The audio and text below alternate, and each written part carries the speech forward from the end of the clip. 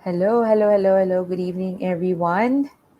Thank you for joining us tonight. I know most of you haven't eaten dinner yet, or most likely yung iba, nag-early dinner na. Nonetheless, I hope you have your coffee or any drink or light snack beside you.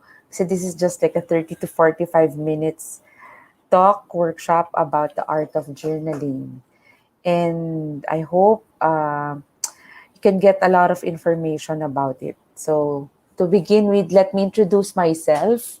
Uh, I'm Julie Garcia-Nolasco, and I'm also part of Eight Letters. I started with them, I think that was 2019. Ay, sorry, 2017 or 2018.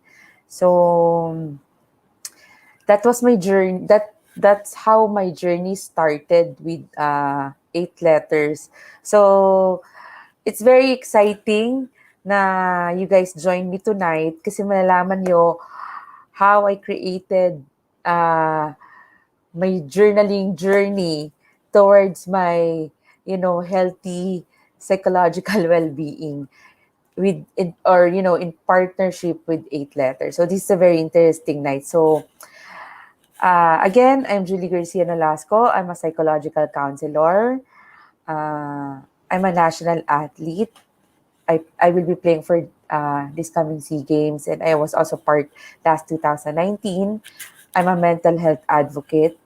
Um I'm also a sports mindset coach, a life coach, and a gestalt therapist. But most of all, I really like to emphasize that I am a homemaker more than anything else. So now let us start, no? Uh, our our topic for tonight or our talk for tonight is the art of journaling. Journal your journey, your road to healthy psychological well-being. So let us start. Okay. So ano ba ang journaling? What is journaling? Journaling about your feelings can be hugely beneficial to your mental health. I'll discuss why. Why is it beneficial to your mental health? This is just my introduction. So because it allows you to express yourself freely and authentically. You have to keep in mind, no, the word authentic kasi if you're not authentic with what you write, hindi na ikaw yan. So enabling you to use it as a therapeutic tool that heals, empowers, and ultimately nurtures your personal growth and creative expression. So guys, there's no need to be prolific or a good writer or to become a good writer when you're doing your journaling. So armed with pen and pad, access to a low cost, easily accessible therapeutic activity. I would like to emphasize lang on this with this one.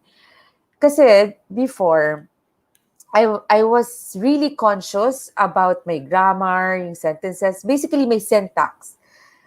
Kaya yun yung parang nagiging reason why I cannot write a journal or a book. I was too conscious.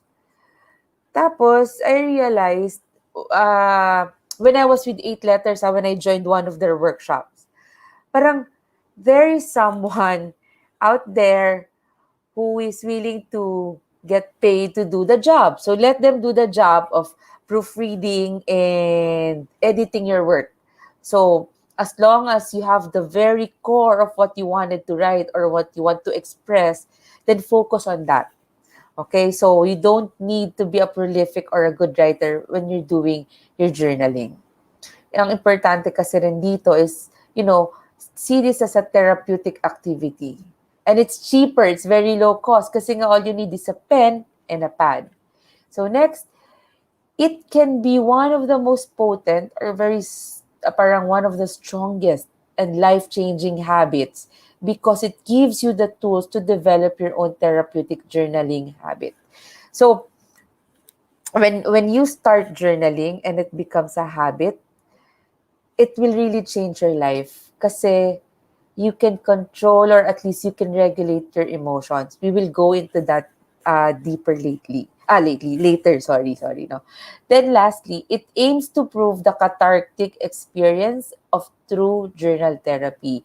Kasi when it comes to journal therapy or the art of journaling, there's a cathartic experience na you will go through because all of your emotions will be processed, or at least will be processed, because uh, you were able to express it, but this time through writing, or as I've said, through journaling.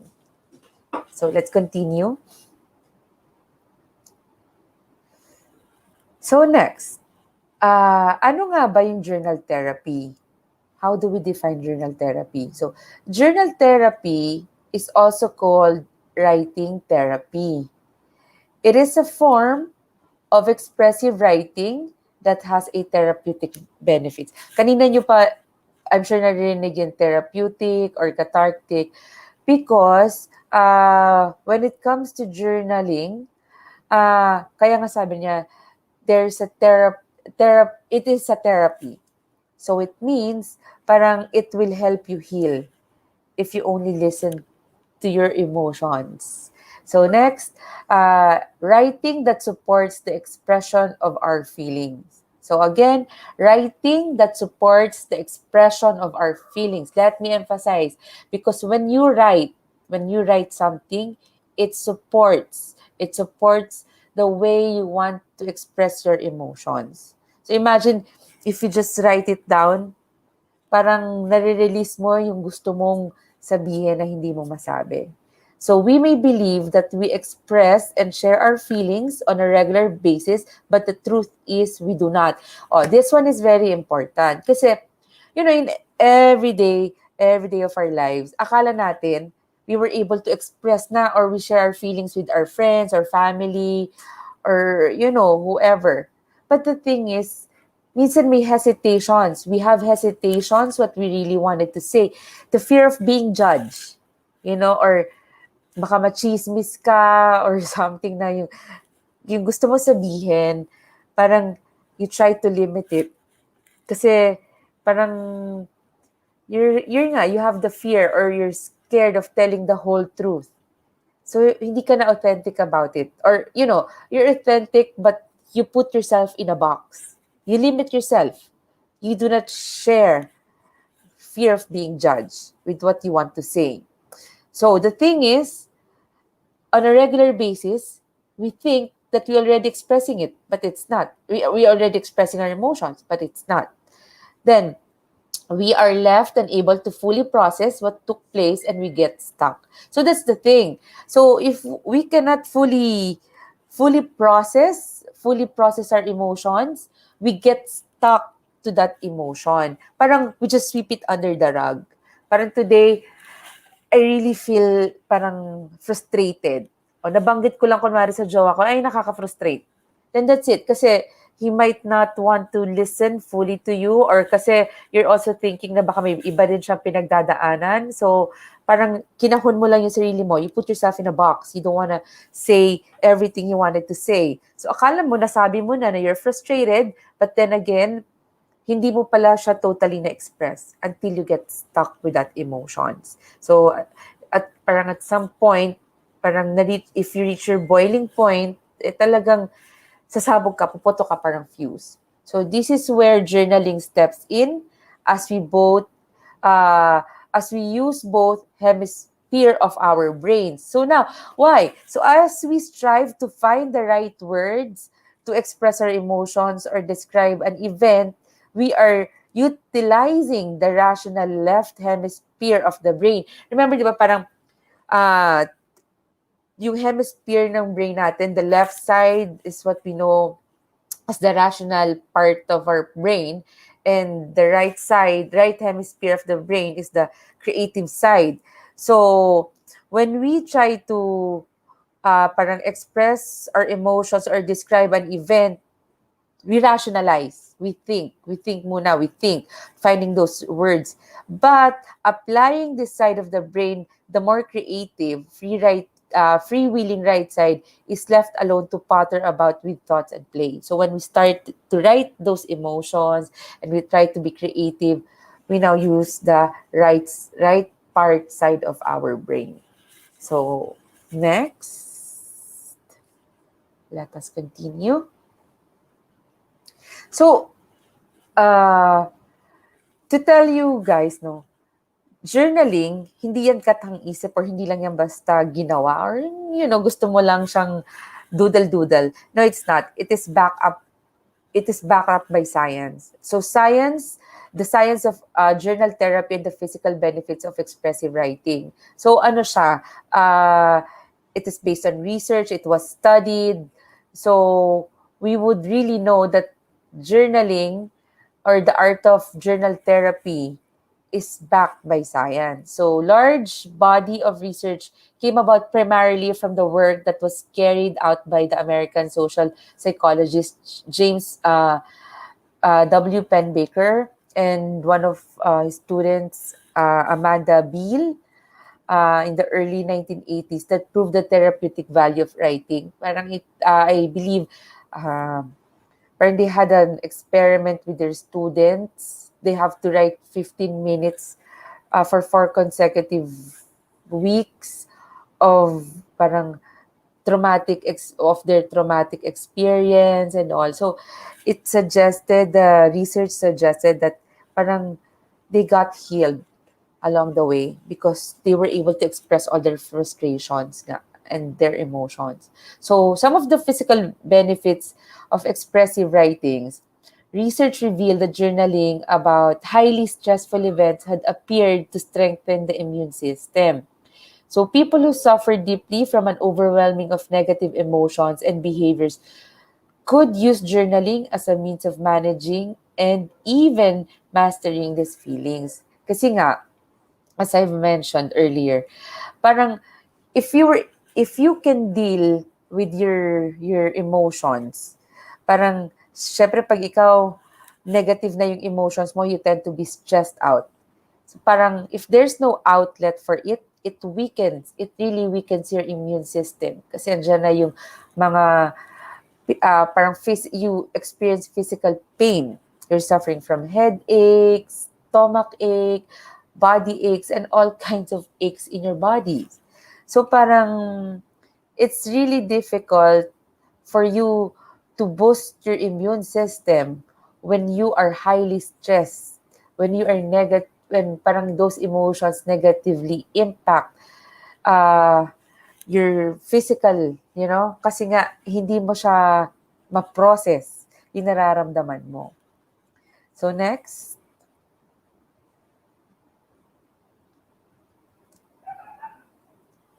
Okay. So let me tell you the difference, no, between journaling and keeping a diary. I know, or maybe you know a friend of a friend of a friend na nag-undergo ng psychological counseling or undergoing parang therapy. If you heard about cognitive behavioral therapy or CBT na normally or usually dinedeploy na intervention sa mga merong psychological issues, part of that session, more often than not, is may journaling. You won't hear sa therapist na, oh, you keep a diary or parang the art of diarying. It's always keep a journal. So now you will know the difference between a journaling and a diary. Firstly, a diary has a little structure. It's like you open your diary, your paper, your notebook, and start writing. While journal therapy is usually more organized and directed. Remember, diary, wala siyang structure. You just write whatever. With journal, mas organized yung thoughts mo eh. Mas may direction. You're directed to something.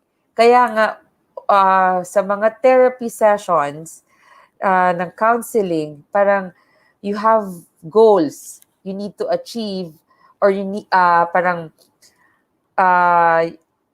the therapist will ask you to write how do you feel today, what triggered those emotions and all. Kasi nga, may goal kayo to get better.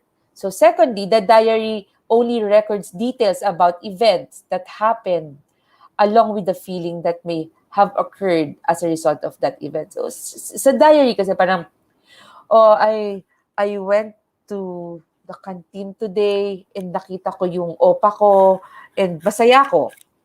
So that's just your diary. That's your diary about.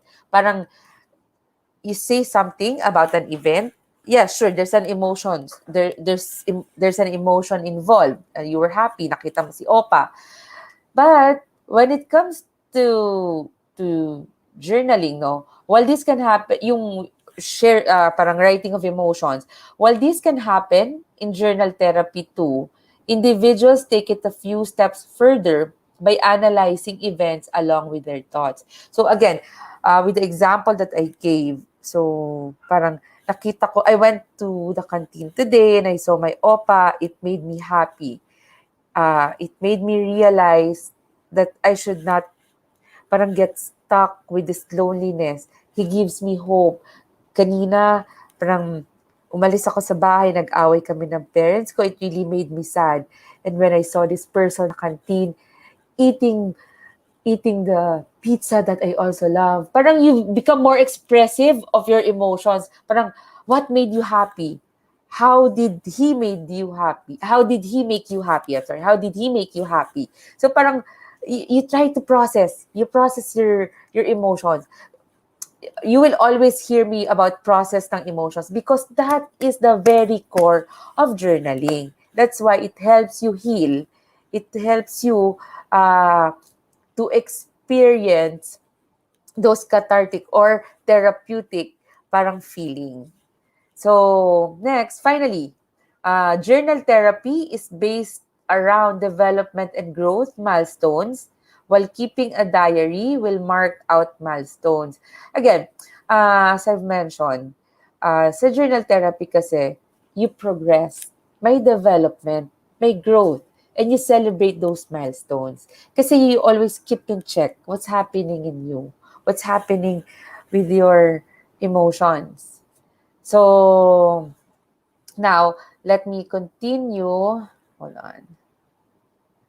So what are the benefits?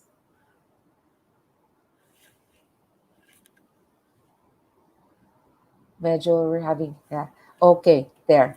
So what are the benefits? Oh, so last muna, let me read lang. Oh, yeah, yung milestones. Then now let's go to parang what are the benefits ba? Benefits, further proven benefits of journal therapy. So first, it reduces your stress. My dear friends, seriously, it reduces your stress. Kasi mamaya, I'll tell you something about my own experience about art of journaling and kung paano ako nakapagsulat ng libro with the help of 8 letters and I finally publish it. And not only publish it, parang you can also buy this book in National Bookstore and Power Books. So, just, you have to wait for me, my experience about it. So, first, it reduces stress by bringing internal anxieties outside of yourself, such as to a page in your notebook. You make it less likely for stresses and anxieties to take root and fester. Kasi nga, nailabas mo, you were able to bring out those internal anxieties through your journal, parang hindi na siya uugat pa ng malalim. So, it will reduce your stress. So, next, it regulates your emotions. So, research has shown that writing expressively reduced activity in the amygdala. You know, amygdala is part of our brain or area of our brain that is responsible for controlling the intensity of our emotions. So, when you're so super, super, super mad or super sad or super glad, tapos parang hyper-arouse ka, parang hyper-arousal, parang you have to regulate those emotions. You write it down. You write. I am happy today because this happened, blah, blah, blah. Then, it regulates your emotions. So, hindi lang naman puro dapat malungkot yung sinusulat mo. Any emotions para you would know what triggered your happiness, what triggered your sadness, what triggered your frustrations. So, thus people feeling overly anxious, angry, or sad can actually use writing to calm themselves and thus gain more control over those strongly felt emotions. So, some of us, parang we try to express our emotions in a different ways. May iba, because we're here in 8 letters, so it is safe to say na most of us are like aspiring writers or are already writers. So, kung yung iba naman is choose to express their emotions through writing or through dancing, still, when you try to sing, ang tendency minsan you create or you write your beautiful songs, diba? So it's part of creative expressions. Next, boost your working memory. How? Research has shown that expressive journal writing boosts working memory and sharpen comprehension. Of course, memories of upsetting or traumatic events can be easily forgotten if you don't write them down. So,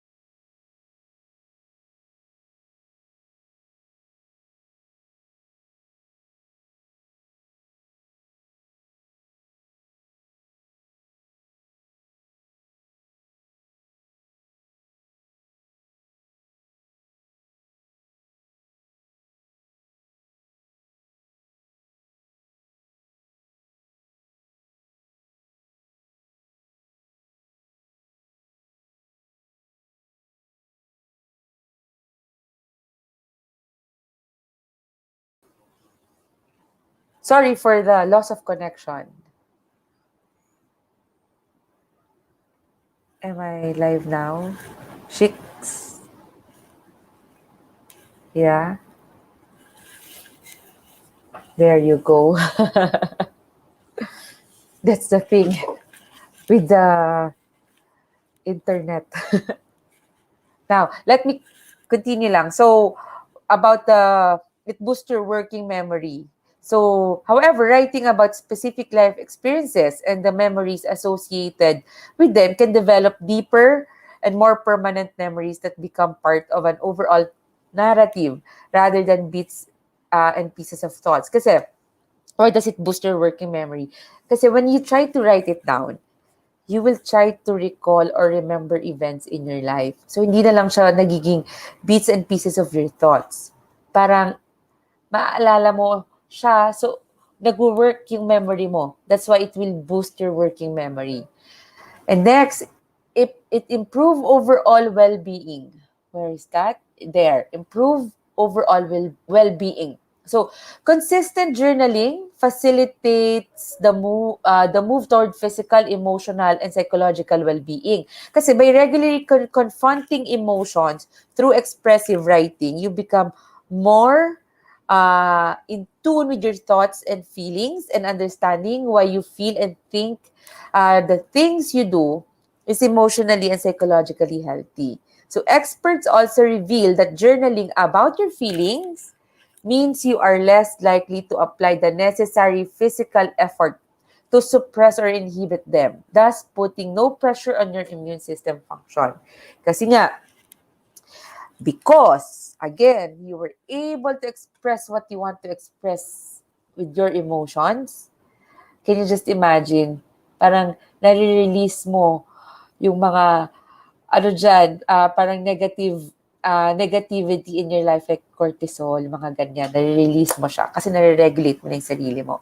Next, this one is very important then. It develops your emotional intelligence. Kasi nga, one of the outcomes, ang nagiging resulta kasi pagka nagiging habit mo na ang journaling or yung journal therapy, you can develop your empathy towards yourself, and later on, you can develop your empathy towards others. So being able to identify with that, with what someone else is feeling or going through is a sign of high emotional intelligence. Kasi nga, ikaw, parang nasanay ka na parang you always keep your emotions in check, and tendency, it develops your emotional intelligence. You empathize also later on with other people na kasi parang you can tell na, he's feeling sad. Then you don't, parang you don't judge the person anymore. Parang hindi ka na magiging judgmental. Bakit? Parang malungkot yan. Ano bang drama niyan sa life? Parang hindi ka na magiging ganun. Kasi ikaw, parang mas aware ka na. You're being aware of what you feel, how you feel. So there is the end result of it. You tend to be more empathic, or you empathize others. So, yes, thank you, Kat. Yes, there's a difference between journaling and diary. Yep.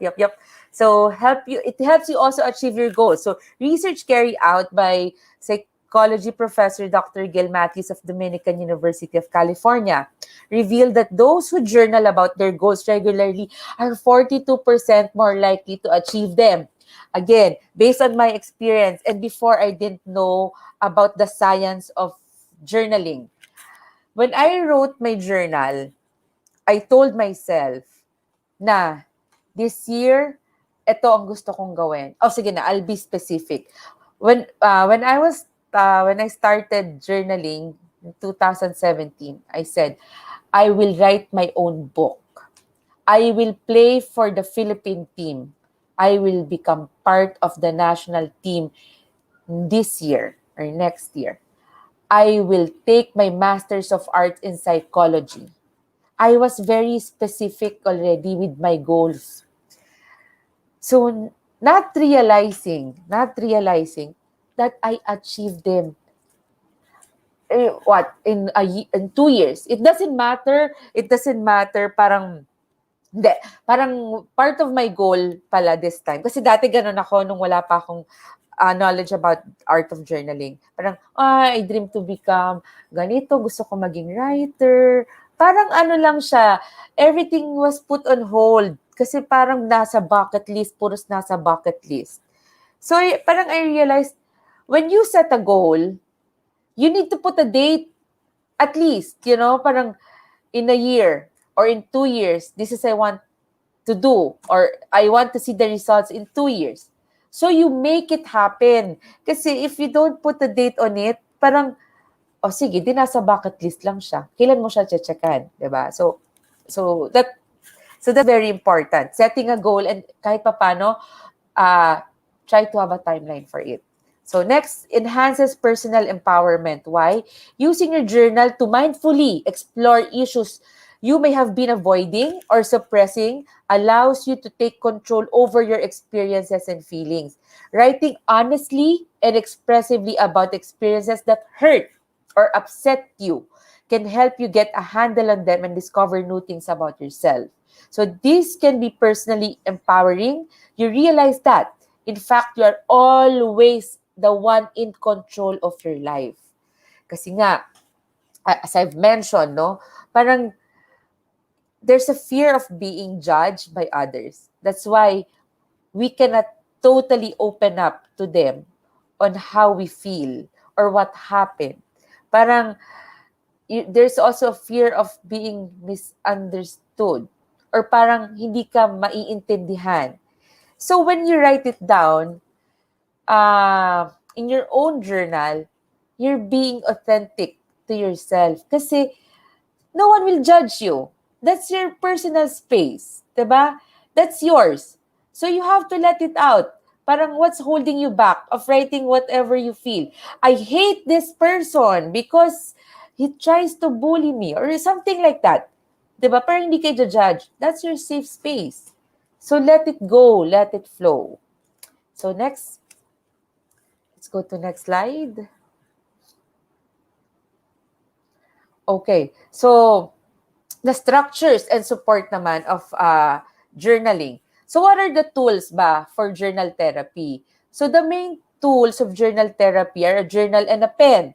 So it's very cheap unless na sobrang may mga social kasi yung iba moleskin or Lockturn, parang ganon. It's really expensive. Parang if you go to National Bookstore, may mga journal kasi na super expensive talaga, like 500 or 800 to 1,000. So it depends on you. It depends on you.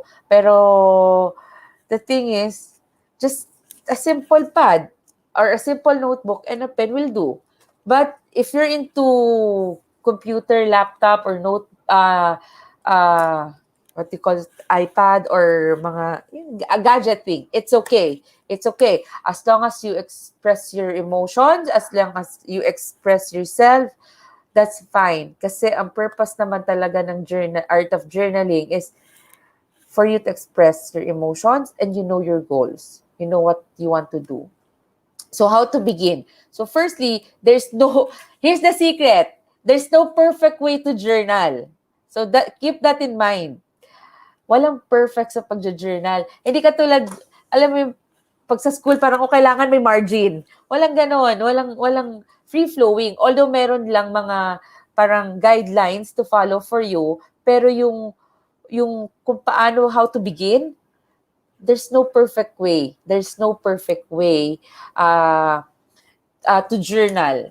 So, please keep that in mind. Parang, again, yung kanina sabi ko, don't be afraid of your mga grammar, yung syntax na ganyan. Kasi, unang-una, wala naman magbabasa niyan. Sa'yo yan. Tsaka, unless na, yung sa situation ko kasi, yung journal ko, it turned out to be my memoir or it became a book. So, I really need someone to professionally read some part of it. Pero, just to let you know, guys, yung original na journal ko kasi, syempre may mga censored pa rin doon na hindi ko naman nilabas doon sa book. Diba? I was still authentic in writing what I feel, how I feel. Pero syempre, you have also need to censor kung ano yung gusto mo lang mabasa ng mga tao because that's your parang still right to your privacy. You have to respect pa rin and others should respect your privacy. So next, our next slide is journaling exercise. Okay, let's start with establishing a guideline. Let me, hold on. So you should create some guidelines for yourself also when you do the journaling. Hold on, there. Establishing a guideline. So first, you need to know, no, for starters, never embark on an exercise or prompt without understanding why you are doing it. Kasi all writing is helpful, but you have to remember, if you are attempting to resolve an issue or recover from a traumatic event, you should be focusing on writing about certain events, circumstances, or people as an exercise in growth. Keep that in mind kasi you don't want to relieve all the pain tapos masastuck ka lang doon. So you have to know your purpose. Why do you do journaling? Because you want growth, you want development, you want to heal. Although you have to relieve or you have to go back to those traumatic events, but you should be aware or know na I want to heal. That's why I need to write this down. Parang ganon. So that's parang basic guideline. So that, as I've mentioned, never embark on an exercise or prompt without understanding why you are doing it. Next, you have to commit to honesty. Remember, your journal is for your eyes only. So do not be afraid of other judgments or criticism. No one else will read it For that reason alone, write as much from the heart as possible. Tell the complete truth. No, digging down into your innermost thoughts and feelings can help you set them free and set you free. So that is very important when you do journaling. You have a purpose of healing. You have a purpose of growth and development. So you don't just write parang just for the heck of it. Otherwise, parang diary nga lang yan. So finally, uh, in all journal therapy, you are encouraged to date everything. So doing so means that during periods of reflection, you can see how far you have progressed, or even what further work you might need to do on unearthing certain emotions or beliefs. So it is important when you do journaling na try to write a date. So you would know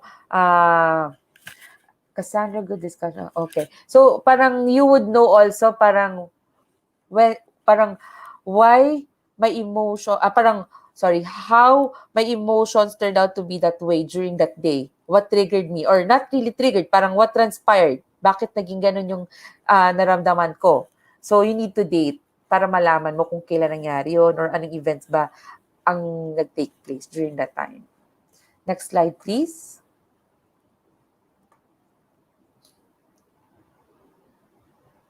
Okay. So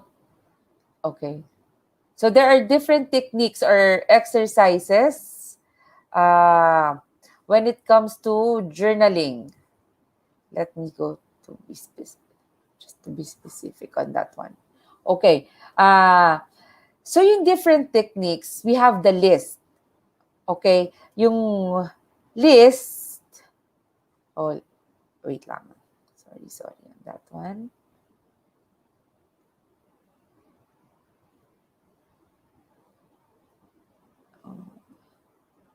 Okay. The different techniques are first yung list. Write without stopping is a great way to dislodge feelings that you may not be aware you had. So, what does it mean? Parang list, why are you angry? Why are you sad? Why are you mad? Parang ganon. Kasi it will later on tell you parang ba't nangyari ba yon? Basta i-dislodge mo lang yung mga feelings mo. You have to let it out. Then you can be specific later on if you feel like adding more. Kasi naman wala namang oras eh. Parang, you can write this down first. Parang i-dislodge mo muna. Tapos mamaya, parang you can continue if you feel like telling na what happened. So just try parang bullet point list muna. Just to dislodge your feelings. Next, this one is very special for me. Yung unsent letters. Kasi letter writing is an effective journal therapy technique for those who are grieving or recovering from trauma or addiction. So ito ikukwento ko na kung paano ako nagkaroon ng, because of this one, it's very specific kung paano ako nag-end up writing my book and joining 8 letters. So when my mom passed on, I think 2017, syempre I was really distraught. Parang, what should I do? Noon kasi, nung bata pa ako, I really love to write sa diary. I have my diary. So I don't consider it as journaling pa. Kasi hindi ko pa nga na-realize yung difference between journaling and diary. So nung 2017, I started to write a letter for my mom. Unsent letters. Parang all the things I wanted to say. Parang every week yon. Parang, Dear Mama. Although, alam ko na wala na siya, gusto ko lang magsulat ng letter for her, hoping na she can read it in heaven. Parang ganun. Kaya nga yung book ko is Letter Sent to Heaven. That's parang, that's my way of processing my grief. Parang I wanted to write everything na hindi ko nasabi sa kanya, or nasabi ko na sa kanya pero gusto ko ulit sabihin sa kanya, parang what's going on with my life, all the emotions, all the roller coaster, parang emotions that I've been experiencing, I wanted to tell her. So letter writing is an effective journal therapy technique. That before I didn't realize that I was already journaling, doing the art of journaling na parang it was already pala my therapeutic way of healing until I learned and discovered about the art of journaling. It healed me from my trauma. Am I completely healed? Not yet. But then again, na-process ko siya. So, mas nakokontrol ko ngayon yung, parang mas nare-regulate ko ngayon yung emotions ko. So, next, captured moments. Writing expressively can help you to remember meaningful moments in your life. So, eto kunwari, para dun sa mga may parang specific moment in your life, lalo na kunwari, you just gave birth and you want to write it down. It's a very special event or moment in your life. Yung mga nurse or doctor na tumulong sa'yo, yung husband mo on how he helped you. Those are moments na very important na you wanted to write it down. So parang yung journal na yun is very specific with the moments, with the parang milestones in your parang in your life. So you can write it down also parang in very, very detailed manner, especially on how you feel that day or yung moments na yon. Giving birth, parang graduating, parang, or finishing your thesis is a milestone, finishing your parang masteral degree or finishing college, parang ganon. Those are captured moments. Now, biographical summaries, a detailed description of a person's life written in an objective way without judgments or biases. So ito naman, pwede rin siya same with like captured moments. But this one, parang specific, like parang, I graduated this year and I want to become, parang when I was young, I wanted to become a doctor. Now that I finished although I did not become a doctor, I end up finishing my master's in psychology. So it's somehow I become a doctor. So parang nilalagyan mo siya ng biographical summaries yung life mo. So parang when you go back later on, parang, ito na pala yung nangyari sa buhay ko. Parang not very specific what I really wanted before, but similar to. So I am progressing. I am developing myself. So next, dialogue.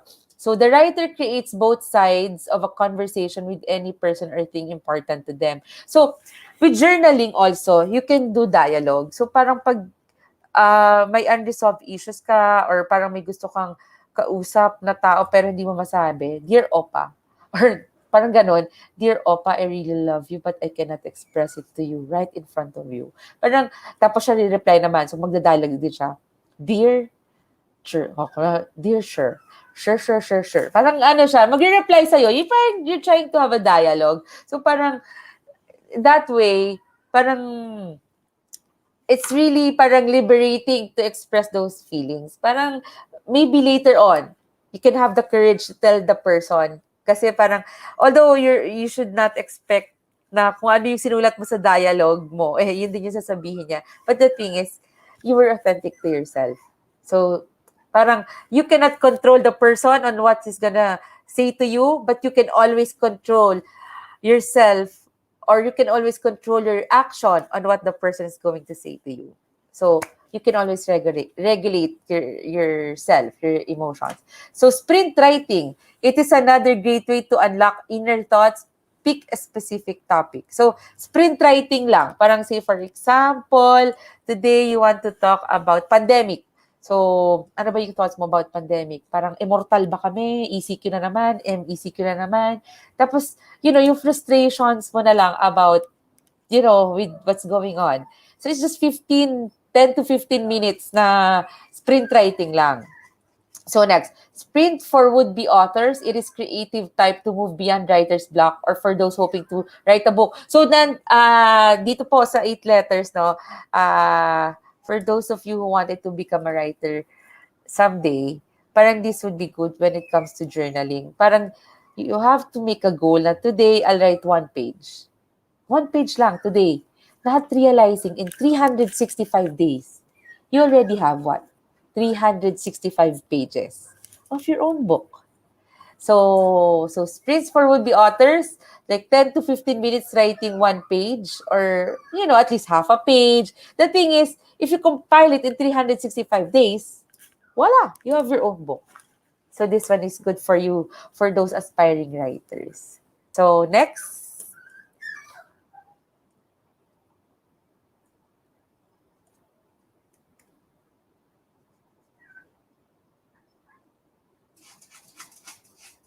Okay. So, ito naman is very technical na lang this one.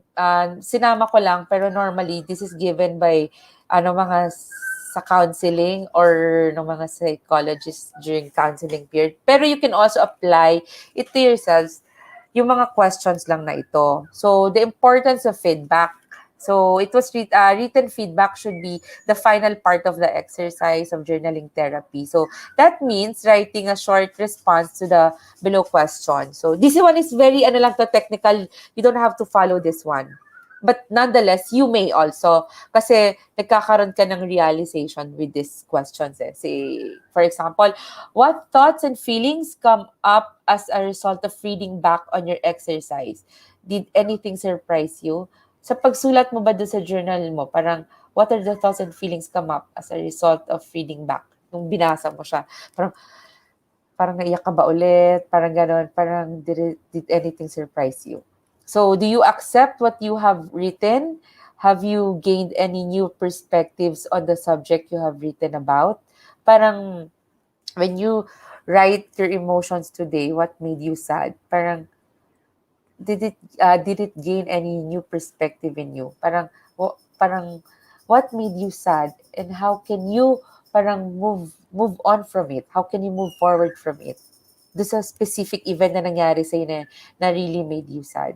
Say, for example, today nag-away kayo ng jowa mo and it really made you sad. Say, for example, lang ulit, because of simple thing na gusto niya ng ulam, gusto niya na kumain kayo McDonald's, pero ikaw gusto mo Jollibee. Tapos nag-clash lang kayo about it. Parang syempre, it really made you sad. So next time, because nabalikan mo sa journal na yun na, ay, nag-away pala kami just because of, who wants Jollibee and who wants McDonald's. Maybe later on, we can be more understanding. Parang I can tell him na, what do you want, Jollibee or McDonald's? Parang if you say, and if he says na, gusto ko si McDonald's o sige, we can go for McDonald's today, but I hope next time let's go for Jollibee. Parang may realization. So, you stop the clash. Kasi nga, alam mo na matitrigger siya, alam mo na matitrigger ka. So, try to, parang magiging, you can work things out na. Lalo na, dahil nga naalala mo siya, dahil sinulat mo siya sa journal mo.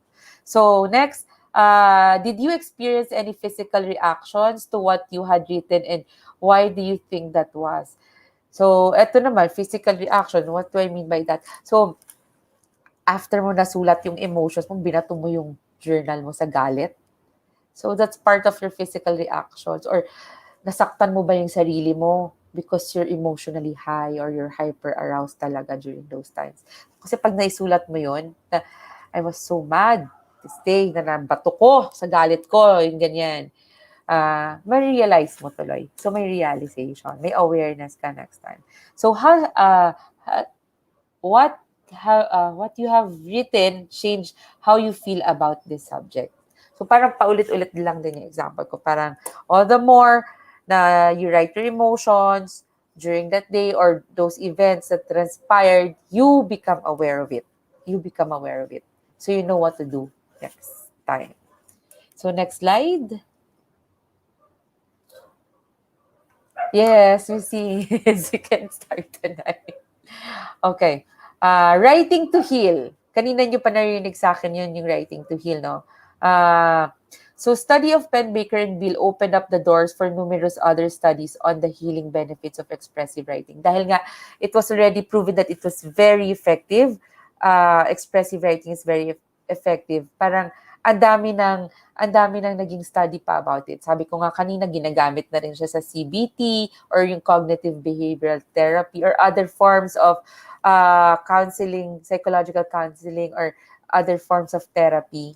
Kasi pagka naisulat nyo po sa journal niyo na bakit ka naging ganito ngayong araw na to at naproseso mo ng maayos at nabalikan mo siya, parang nagkakaroon ka ng mindfulness sa sarili mo, bakit mo naramdaman yun? Parang, why that day Parang I was so frustrated. What happened? 'Di ba? Kasi pag hindi mo siya nasulat, tapos naramdaman mo lang siya, tapos kinuwento mo lang siya, parang no one will remind you ever.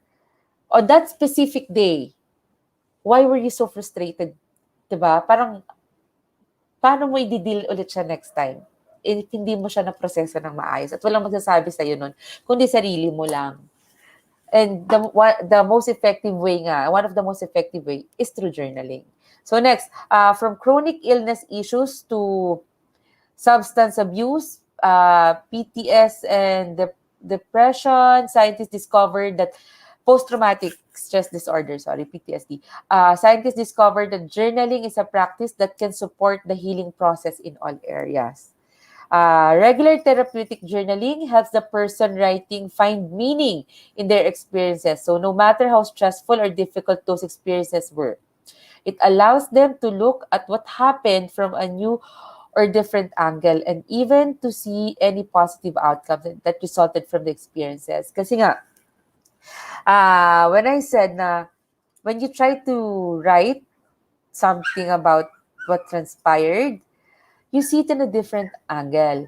Parang, kunwari, hindi kayo good terms or medyo may misunderstanding kayo ng mother mo or ng dad mo.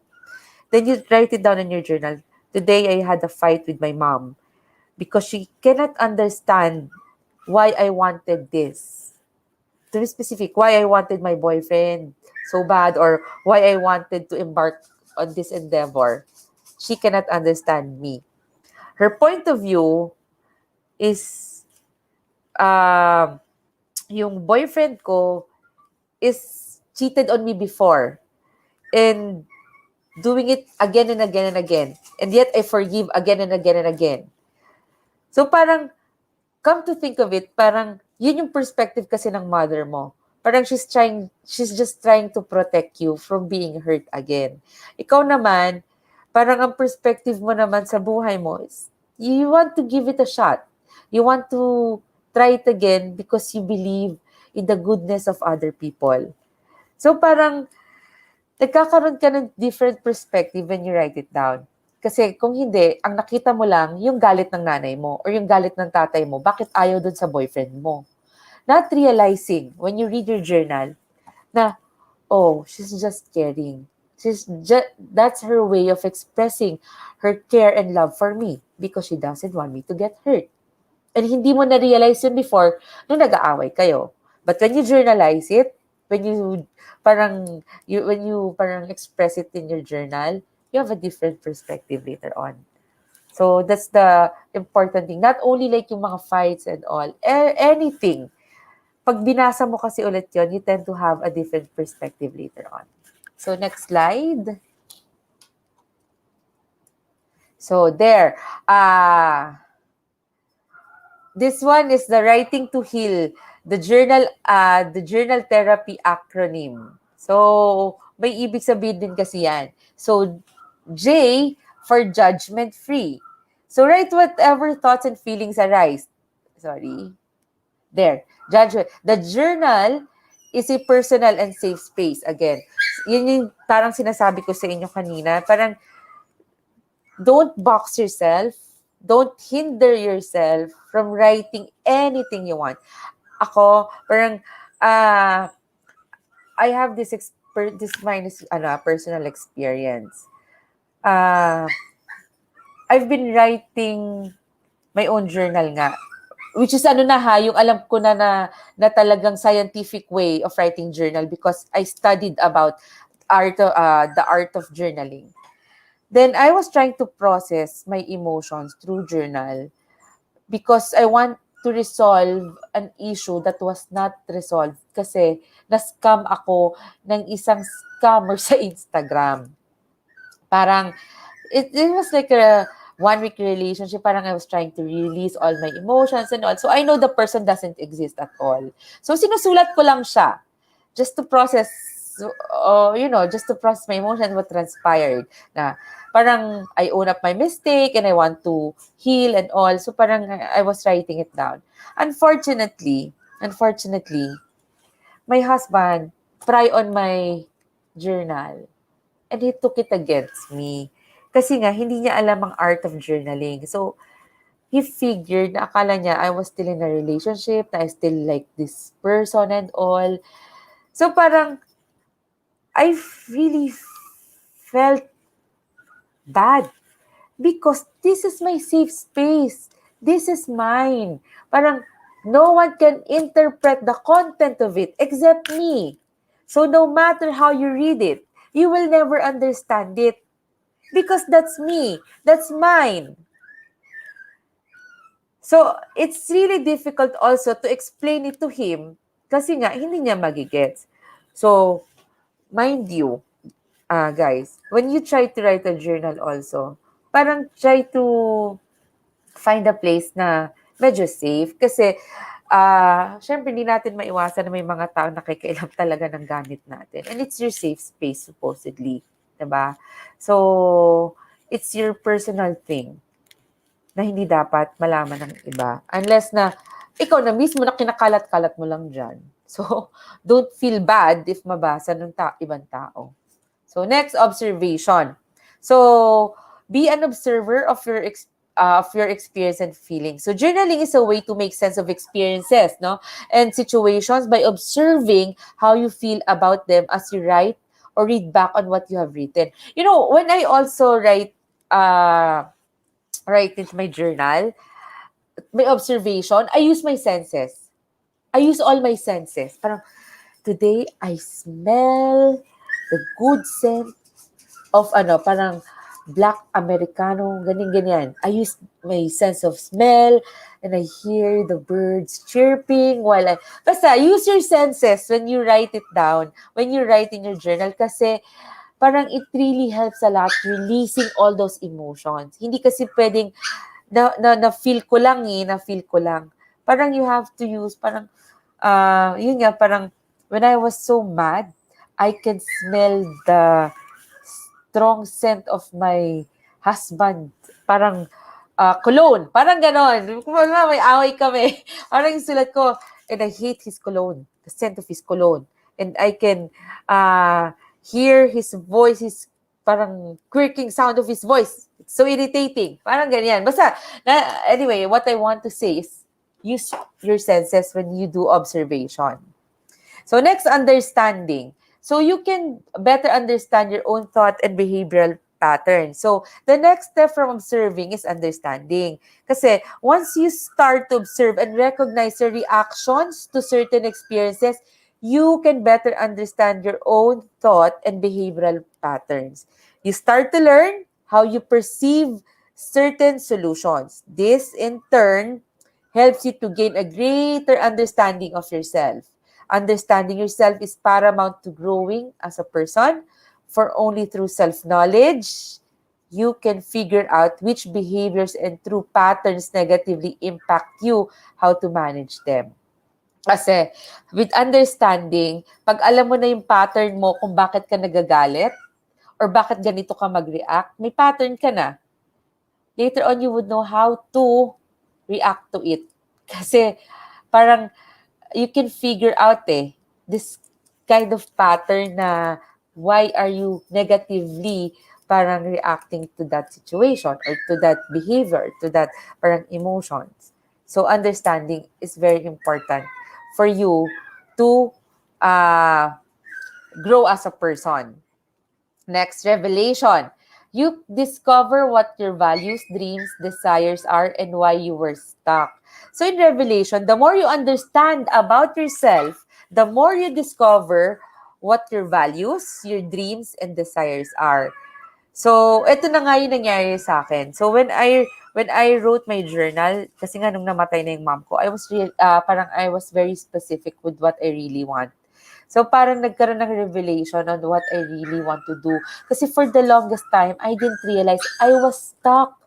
I got stuck talaga pala doon sa buhay ko. Parang I was taking care of others. It's not bad to take care parang for other people. But along the way, I forgot to take care of myself. Emotionally, psychologically. So, that's the important thing I realized sa journaling, yung revelation. Yung ano pala yung dreams ko, ano yung desires ko. And I'm 40 years old. parang ang sakit lang na yung other people will tell you, you're already 40. Parang you should already know your dreams and your goals in life. But mind you, KFC, si Colonel Sanders, he was 80 when he discovered the recipe ng KFC. At marami pang story about it. So it's not your age. It's really finding your values and dreams and desires are later on in life. It doesn't matter if you get married like in your 40s, in late 30s, diba? It doesn't matter if parang you're married already but end up with a toxic person and realize na not meant for each other. It's okay. It's okay. There's a lot of revelation in life. So next, needs assessment. So regular writing makes it easier to notice problems and potential solutions. Again, because of your awareness, because of your mindfulness of what's going on, nagkakaroon ka ng assessment do sa mga naging problema mo and yung potential solutions for it. Ako, I'm very, very, very happy and very glad na I know about the art of journaling kasi nga, I tend to go back of parang what happened before. So parang I know how to respond to it na. So parang nagkaroon na ako ng assessment. So next, parang nagkaroon ako ng awareness. So journaling can help you gain perspective on your life. So I'm taking control of my life. Kasi nga, I have awareness. Thanks to journaling. Kasi if you did not write it down, if you did not journalize what's going on in your life, parang wala kang pagbabasihan kasi. You have no basis other than parang it was just stored in your head, in your heart. Parang you were hurt, pero you cannot go back in details. A fragment, a bits and pieces of it. Pero minsan nakakalimutan na nga natin siya eh. So unlike when you journalize it, parang you can go back and realize something from it. So journaling can show you that you have a life to live and enjoy. So, parang finally, journaling can show you that you have a life to live and enjoy. So just few minutes journaling a day can help alleviate stress and anxiety and create a clarity of mind that is needed to develop positive steps towards reclaiming happiness in your life. So next. So the grieving process. So again, sa journaling kasi, because of writing is healing, as a tool, the grieving process, bereaved individuals go through grieving process that deals with loss and adjusting to living with grief. So it involves relearning how to live in the world and adapting to this to a new circumstances. So when you're journaling through grief, journaling is sometimes used to help an individual to express themselves at this moment and reflect on their loss. So it is a published study entitled Writing About Emotional Experiences as a Therapeutic Process by Penn Baker. Can you move pa Shix nung slide? Yeah. So, again, the grieving process, when ulit-ulit ko sabi kanina pa, when my mom died, my grieving process is through journaling. Before, I did not realize the art of journaling or the science behind journaling, but I was already pala writing to heal. So, my grieving process was parang ultimately, parang I was ultimately healed. Again, sinabi ko, totally healed. No, syempre, you will always have a parang hurt, lalo na pag marirecall mo yung loss mo or yung loved one mo. Syempre, there will always be parang sadness in your heart. But then again, you know in your heart naman na you were able to heal yourself from the pain. So, next slide.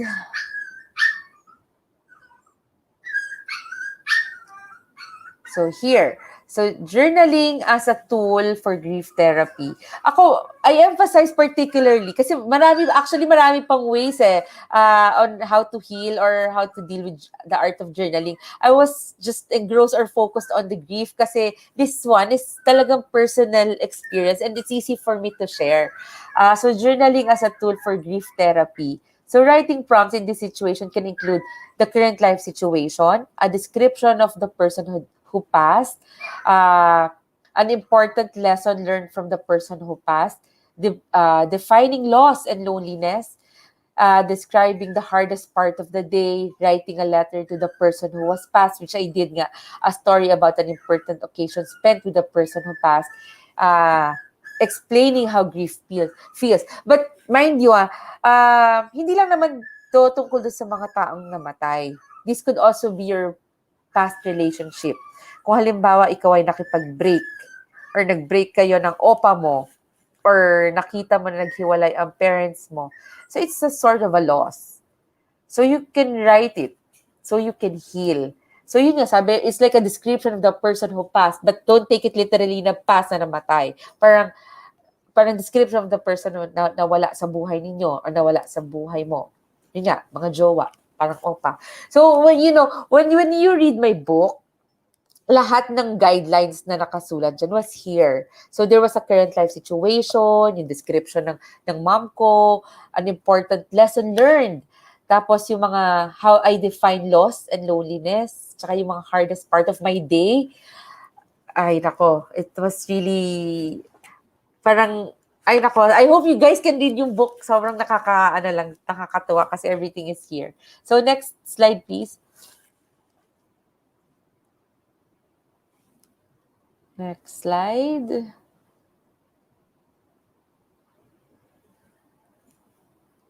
Okay. So, journaling to overcome trauma. So, it's not only for grieving. It can also overcome your trauma. So, journaling can be used in trauma recovery because it is a tool to support the healing process. But but it cannot take the place of expert counseling or trauma therapy. Okay, so this is a disclaimer. Just because journaling can overcome trauma, hindi ka na magsisik ng professional help. If you really think you're experiencing or you're being already some sort of having a maladaptive habits or your ways mo is very maladaptive na, parang you're not eating well, you're not sleeping anymore, yung basta medyo drastic ka na, seek for professional help. Pero if you believe in yourself na parang kaya mo pa yung sarili mo, you just need to let it out, let it go, journaling is one of the best way to heal your trauma. Kasi nga, napoproseso, sabi nga dun sa topic, nasabi ko kanina, you try to relieve the moment, all the traumatic experience, but with a goal on yourself na you want to heal, na you want to grow as a person.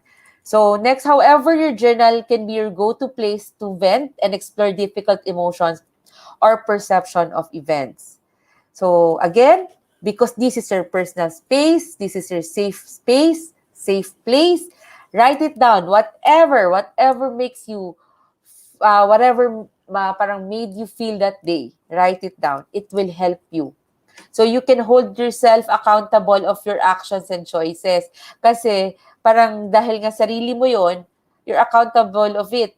Parang wala naman ibang tao na mag-aano sa'yo, parang wala naman ibang taong magagalit sa'yo kung halimbawa sinabihan mo siya na naiinis ka sa kanya because sinulat mo lang naman sa journal mo di ba? Parang later on, pag nasulat mo na bakit ka nagalit dun sa tao, tapos medyo na-self-regulate mo na yung sarili or more calm ka na, maybe you can talk to that person why you got mad. Diba? So, you are accountable for your actions and choices. So, pwede mo na i-discuss dun sa tao, you know what? You really made me mad and sad the other day because blah, blah, blah, blah. Diba? Kasi i-confront mo siya kaagad. What the ganito ka kasi. So, walang mangyayari sa inyong dalawa. So, let it out sa journal mo muna. So, how journaling supports healing? Talking about your experiences can be difficult. But writing offers us different ways to express ourselves. Writing is a proven process that aids creative development. Kasi nga, we're using the right hemisphere of our brain. So, next slide. So, there. Healing formats. There are number of different journaling formats that you can use to unleash your creativity and to support your recovery from a traumatic or life-changing event. Personal journal. It is a free-flowing format that can help you gain insight and spot any behavioral or emotional tendencies. Kasi nga depende sa goal mo when you create your own journal. So it is a free-flowing format. Wala siyang format. I think that was my journal, the personal journal. There's also gratitude journal. Or hindi naman siya kailangan isa-isang ganyan. It can be parang all-encompassing. So it can be sama-sama yung personal, gratitude journal, or goal-focused journal, or evening reflection journal. So with gratitude journal kasi, expressing gratitude on a daily basis.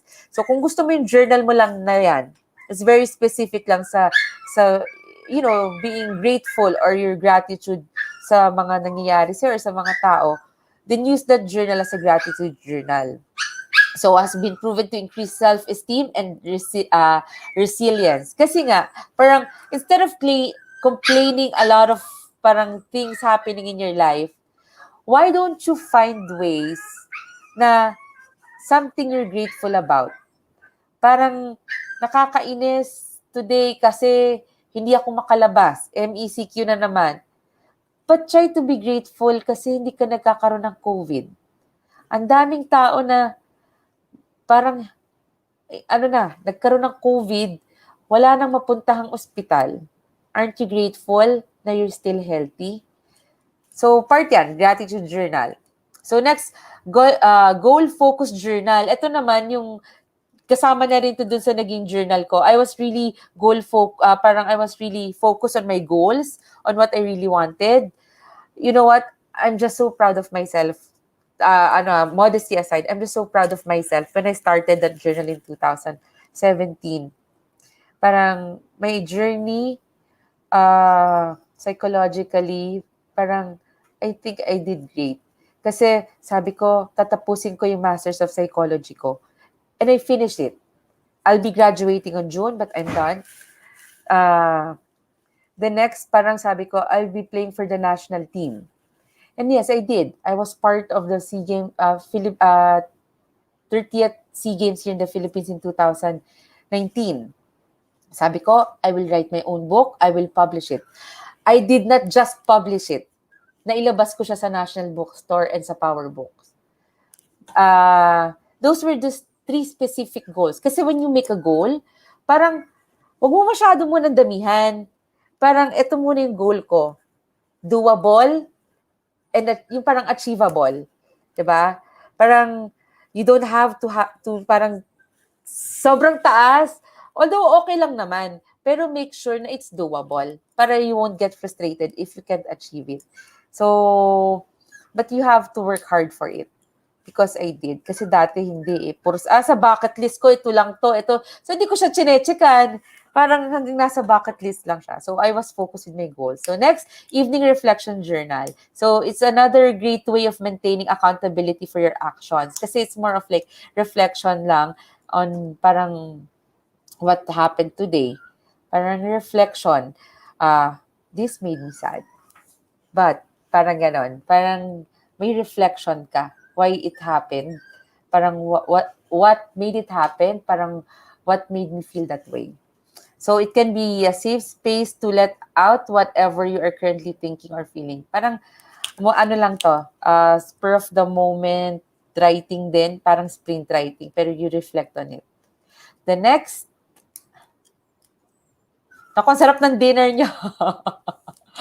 We're almost done pala. There. Thank you for listening to our workshop today. If you have any questions or comments or suggestions, I can answer it. Siguro you can write it down. If you still want to ask questions or have dinner na, it's okay. That's fine with me. So. From Mellow, that's true, Miss Julie. Journaling helps in reflecting on your actions and developing meaning in your life. Yes, kasi you become aware. There's an awareness There's an awareness. And that's very important. If you become aware of your life, of what's happening in your life, then, you can be more, parang you can achieve what you want. You can do whatever you want. Kasi parang mas focus ka na sa gusto mong gawin. And you tend to regulate your emotions. Kanina nyo pa naririnig sa akin yung self-regulation or you regulate your emotions kasi it's really important. when you're sad, mad, whatever, emotions, you have to process it. You have to regulate it. Parang hindi ka makikipagsalubungan doon sa taong kinaiinisan mo or kaaway mo. And journaling is the best way. So, yun. Well, that's it for me. If you have any question, you can always send message. I will probably post my Facebook account or through 8 letters. You can always leave your comments or suggestions so I can also improve on whatever you want guys to hear kasi there's a lot of ways pa to learn about art of journaling and it will really surprise you kasi before I go, yung isa pa pala with journaling, yung dream journal. You know, it has also an effect on you. Parang you can journal what you dream every night kasi it will reveal something later on. Kung bakit mo napapaginipan at bakit ka parang laging naginip yung ganon. So that's it for me. Thank you so much for listening. Thank you for your time and I hope you learned something from it. Thank you, Kalisan. Thank you so much. And I hope to hear from you guys. Okay? Thank you.